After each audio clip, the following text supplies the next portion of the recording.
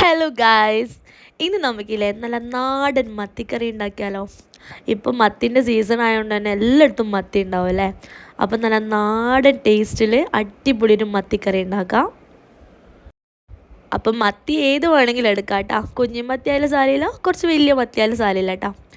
അപ്പോൾ നമുക്ക് ആദ്യം തന്നെ ചട്ടി ചൂടാക്കാം. നാടൻ ഭക്ഷണം എപ്പോഴും നമ്മൾ ചട്ടിയിലാണല്ലോ ഉണ്ടാക്കാം. അപ്പോൾ ഒരു ചട്ടി ചൂടാക്കാം കേട്ടോ. അതിലേക്ക് ഒരു 3 ടേബിൾ സ്പൂൺ വെളിച്ചെണ്ണ ഒഴിക്കുക. വെളിച്ചെണ്ണ മസ്റ്റാണ് കേട്ടോ. നാടൻ മത്തിക്കറിയെല്ലാം മസ്റ്റായിട്ട് വെളിച്ചെണ്ണ ഉണ്ടാവുമല്ലോ. അപ്പോൾ വെളിച്ചെണ്ണ ഒഴിക്കുക കേട്ടോ. 3 ടേബിൾ സ്പൂൺ, ഇല്ലെങ്കിൽ മാത്രം ഓല ഒഴിക്കുക.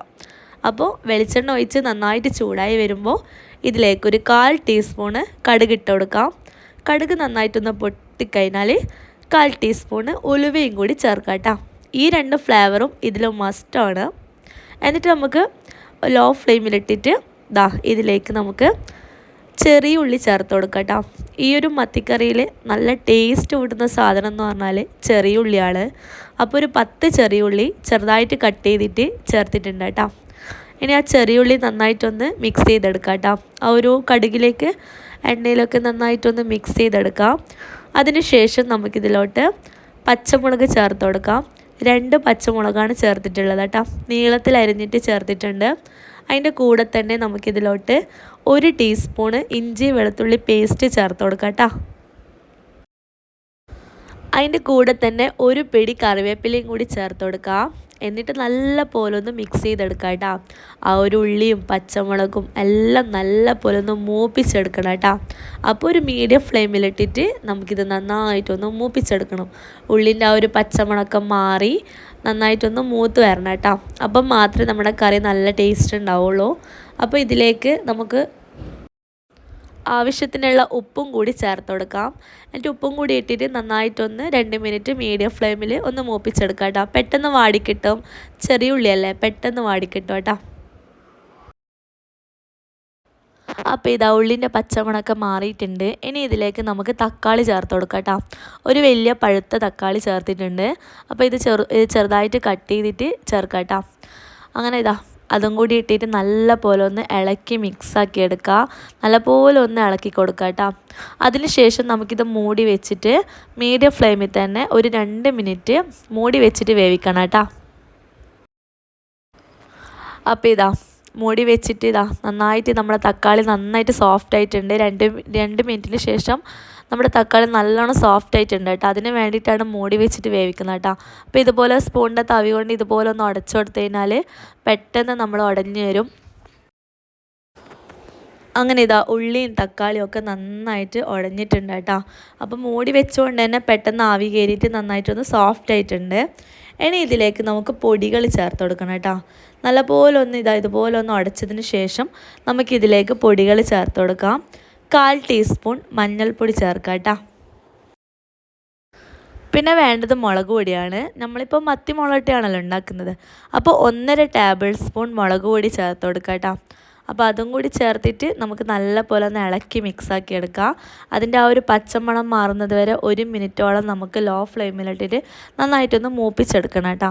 അപ്പോൾ ഞാനിപ്പോൾ കാശ്മീരിയും എരിവുള്ള മുളക് പൊടിയും കൂടി മിക്സ് ചെയ്തിട്ടാണ് ഇട്ട് കൊടുത്തിട്ടുള്ളത് കേട്ടോ. അപ്പോൾ നിങ്ങൾക്ക് കാശ്മീരി മാത്രമാണെങ്കിൽ അങ്ങനെ ചേർക്കാം, അല്ലെങ്കിൽ എരിവുള്ളത് മാത്രമാണെങ്കിൽ അങ്ങനെയും ചേർക്കാം കേട്ടോ. അല്ലെങ്കിൽ രണ്ടും മിക്സാക്കിയിട്ട് ചേർക്കുന്നുണ്ടെങ്കിൽ അങ്ങനെയും ചേർക്കാം കേട്ടോ. 1.5 ടേബിൾ സ്പൂണ് അങ്ങനെ ചേർക്കാം കേട്ടോ. എന്നിട്ട് നല്ല പോലെ മിക്സാക്കി അതിൻ്റെ ഒരു പച്ചമണമൊക്കെ നന്നായിട്ടൊന്ന് മാറിക്കഴിഞ്ഞാൽ നമുക്കിതിലോട്ട് പുളിവെള്ളം ചേർക്കണം. അപ്പോൾ ഒരു നെല്ലിക്ക വലുപ്പത്തിലുള്ള ചെറിയൊരു പുളിക്കഷ്ണം എടുത്തിട്ട് ഒരു 1/4 കപ്പ് വെള്ളം കൂടി ഒഴിച്ചിട്ട് നന്നായിട്ടൊന്ന് പിഴിഞ്ഞെടുത്തിട്ടുള്ളതാണ് കേട്ടോ. അപ്പോൾ നന്നായിട്ടൊന്ന് പിഴിഞ്ഞിട്ട് അതിലേക്ക് ഒഴിച്ചിട്ടുണ്ട്. അപ്പോൾ ഈ പുളി കളയൊന്നും വേണ്ട കേട്ടോ, നമുക്ക് റീയൂസിന് ഉപയോഗിക്കാം, ഫ്രിഡ്ജിൽ വെച്ചാൽ മതി. ഇനി പണിയല്ല ഈസി ആയിട്ടോ. നല്ലപോലെ ഒന്ന് മിക്സാക്കിയതിന് ശേഷം നമുക്കിതിലോട്ട് ഒരു 1/4 കപ്പ് പച്ചവെള്ളം കൂടി ഒഴിച്ചു കൊടുക്കാം കേട്ടോ. അപ്പോൾ നമുക്ക് എത്രയാണോ കറി വേണ്ടത് ആ ഒരു രീതിയിലുള്ള വെള്ളം ഒഴിക്കാം. പക്ഷെ ഒരുപാട് വെള്ളം ഒഴിക്കണ്ട കേട്ടോ, അന്നേരം വെള്ളം കീറിയ പോലത്തെ കറിയായിപ്പോൾ.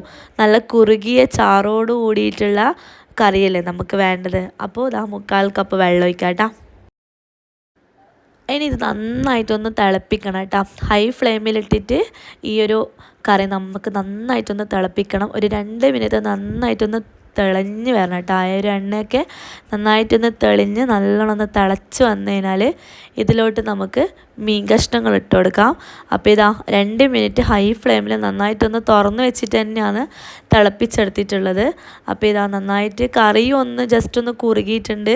അതുപോലെ തന്നെ ഇതാ ആവശ്യത്തിന് നന്നായിട്ട് തിളയും വന്നിട്ടുണ്ട് കേട്ടോ. അപ്പോൾ ഈ ഒരു സമയത്ത് നമുക്ക് മീൻ ഇട്ട് കൊടുക്കാം കേട്ടോ. അപ്പോൾ ഇത് ഏത് മീൻ വെച്ചിട്ടും ചെയ്യാം. അപ്പം എൻ്റെ കയ്യിൽ മത്തി ഉള്ളതുകൊണ്ട് മത്തി വെച്ച് ചെയ്തെന്നുള്ളൂ കേട്ടോ. അപ്പോൾ ഇതാ ഒരു മീഡിയം സൈസിലുള്ള മത്തിയാണ് കേട്ടോ. നന്ന കുഞ്ഞുമല്ല നന്ന വലുതുമല്ല, ഈ ഒരു വലുപ്പത്തിലുള്ള മത്തി എടുക്കാം. അപ്പോൾ അതൊരു 350 ഗ്രാം ഉണ്ടാവും കേട്ടോ. 1/4 കിലോയിലും കുറച്ച് കൂടുതലുണ്ട്. അപ്പോൾ അത് ഇട്ട് കൊടുത്തിട്ടുണ്ട് കേട്ടോ. വലിയ മത്തിയല്ലെങ്കിൽ 2 പീസാക്കിയിട്ട് ഇട്ട് കൊടുക്കാം കേട്ടോ. ഞാനിപ്പോൾ ഈ ഒരു വലുപ്പത്തിലുള്ള മത്തിയാകുമ്പോൾ ഇത് നമ്മൾ വേവുന്ന സമയത്ത് തന്നെ പിന്നെയും ചെറുതാകും. അതുകൊണ്ട് ഇതാ ഈ ഒരു വലുപ്പത്തിൽ തന്നെ ഇട്ട് കൊടുത്തിട്ടുണ്ട് കേട്ടോ. അപ്പോൾ മത്തി ഫുള്ളായിട്ട് ഇട്ടിട്ട് ഇതുപോലെ ഫസ്റ്റ് തന്നെ ഒന്ന് മിക്സ് ചെയ്തെടുക്കുക. കാരണം മത്തി വെന്ത് കഴിഞ്ഞാൽ ഉടഞ്ഞു പോകും. അപ്പോൾ ഇട്ട പാടും തന്നെ ഈ കറിയിലൊന്ന് നന്നായിട്ടൊന്ന് മിക്സ് ചെയ്തെടുക്കാം. അതിനുശേഷം മൂടി വെച്ചിട്ട് 1 മിനിറ്റ് നമുക്ക് നന്നായിട്ടൊന്ന് തിളപ്പിച്ചെടുക്കാം കേട്ടോ. ജസ്റ്റ് 1 മിനിറ്റ് കേട്ടോ. അങ്ങനെ ഇതാ 1 മിനിറ്റിന് ശേഷം നമ്മൾ തുറക്കാൻ പോവാണ് ഗൈസ്. നന്നായിട്ട് തിളച്ച് വന്നിട്ടുണ്ട്. കറിയൊക്കെ ആവശ്യത്തിന് കുറുകിയിട്ടുണ്ട്. ഇനിയിപ്പോൾ ഒരു 2 മിനിറ്റും കൂടി തുറന്ന് വെച്ചിട്ട് ഒന്ന് തിളപ്പിച്ചെടുക്കണം കേട്ടോ. അപ്പോൾ നല്ലൊരു മണം വരും കേട്ടോ. അടിപൊളിയായിരിക്കും. അപ്പോൾ ഈ ഒരു സമയത്ത് ഞാൻ ഉപ്പ് നോക്കിനേനു, കുറച്ചൊരു ഉപ്പിൻ്റെ കുറവുണ്ടേനു കേട്ടോ. അപ്പോൾ ഞാൻ വിചാരിച്ചെന്നാൽ കുറച്ച് ഉപ്പിട്ട് കൊടുക്കാതെ അങ്ങനെ കുറച്ച് ഉപ്പിട്ട് കൊടുത്ത കേട്ടോ. എന്നിട്ടില്ലേ സ്പൂൺ വെച്ചിട്ട് ഇളക്കാൻ പാടില്ല. 2 സൈഡ് തുണി പിടിച്ചിട്ട് ഇതുപോലെ ഒന്ന് ഇളക്കി കൊടുക്കാം കേട്ടോ. ഇനിയിപ്പോൾ നമ്മൾ സ്പൂൺ വെച്ചിട്ട് ഇളക്കി കഴിഞ്ഞാൽ മത്തിയെല്ലാം ഫുൾ ഉടഞ്ഞു പോകും. അപ്പോൾ അതുകൊണ്ട് ഇതുപോലെ ഒന്ന് ഇളക്കി കൊടുത്തു കഴിഞ്ഞാൽ അതൊന്ന് മിക്സ് ആയിക്കോളൂ കേട്ടോ. അപ്പോൾ ഇതാ മത്തിയെല്ലാം നന്നായിട്ട് വന്നിട്ടുണ്ട് കേട്ടോ. കറിയെല്ലാം അടിപൊളിയേനു. അപ്പോൾ ഇതാ നമുക്കിനി അവസാനമായിട്ട് ഒരു 1/2 ടീസ്പൂണ് പച്ച വെളിച്ചെണ്ണയും കൂടി അതിൻ്റെ മേലിൽ ഒഴിച്ച് കൊടുക്കുക. ഓയിൽ എടുക്കുന്നുണ്ടെങ്കിൽ ഓയിൽ ഒഴിച്ച് കൊടുക്കണ്ട കേട്ടോ. അപ്പോൾ പച്ച വെളിച്ചെണ്ണ അതിൽ ഒഴിച്ച് കൊടുക്കാം. ഇനി അവസാനമായിട്ട് നല്ല ടേസ്റ്റ് കൂടുന്നൊരു സാധനമാണ് ഇട്ട് കൊടുക്കുന്നത് കേട്ടോ, മല്ലിയില. അപ്പോൾ ഒരു പിടി മല്ലിയിലയും കൂടി ഇതിലേക്ക് കുറച്ചൊന്ന് കട്ട് ചെയ്തിട്ട് ഇട്ട് കൊടുക്കുക കേട്ടോ. അപ്പോൾ ഉണ്ടെങ്കിൽ മസ്റ്റായിട്ട് ഇട്ട് കൊടുക്കുക. നല്ല ടേസ്റ്റ് ആയിരിക്കും കേട്ടോ ഈ ഒരു കറിക്ക്. എന്നിട്ട് ഒന്ന് മിക്സൊന്നും ആക്കണ്ട, ഇതുപോലെ ഒന്ന് ഇളക്കിക്കഴിഞ്ഞാൽ നമ്മൾ കറി ഇങ്ങനെ കോരുമ്പോൾ അതങ്ങ് മിക്സ് ആയിക്കോളും കേട്ടോ. എന്നിട്ട് ഒന്ന് തിളപ്പിച്ചിട്ട് ഫ്ലെയിം ഓഫ് ചെയ്തിട്ട് വെക്കാം കേട്ടോ. അങ്ങനെ ഇതാ നമ്മുടെ അടിപൊളി ടേസ്റ്റുള്ള നാടൻ മത്തിക്കടി ഇവിടെ റെഡി ആയിട്ടുണ്ട് കേട്ടോ. എന്തായാലും നിങ്ങളിത് ട്രൈ ചെയ്ത് നോക്കണം. അപ്പോൾ വീഡിയോ ഇഷ്ടപ്പെട്ടിട്ടുണ്ടെങ്കിൽ സപ്പോർട്ട് ചെയ്യാൻ മറക്കരുത്, സബ്സ്ക്രൈബ് ചെയ്യാൻ മറക്കരുത്. Thanks for watching.